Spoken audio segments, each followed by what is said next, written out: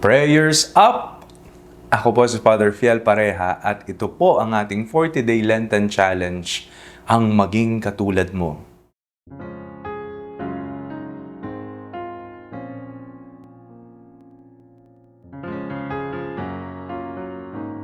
Pagbasa mula sa The Imitation of Christ.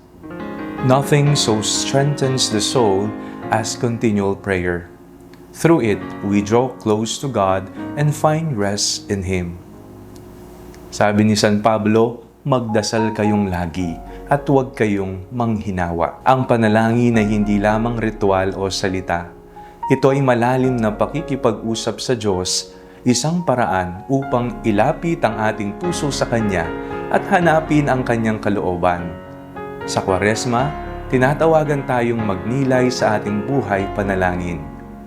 Gaano tayo katapat sa pakikipag-usap sa Diyos sa araw-araw?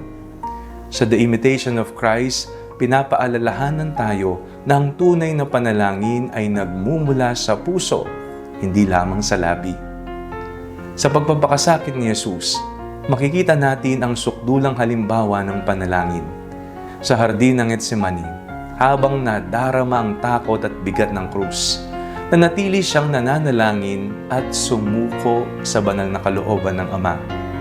Sa bawat pag-iyak, bawat dalangin, at bawat tanong sa Ama, ipinakita niya na ang panalangin ay sandigan sa gitna ng pasakit at kahirapan.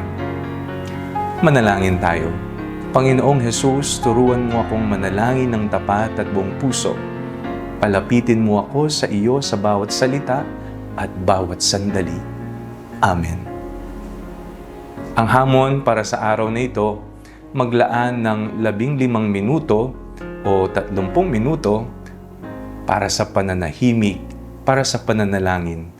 Isulat ang iyong dalangin at ipanalangin ang iyong mga alalahanin sa Diyos.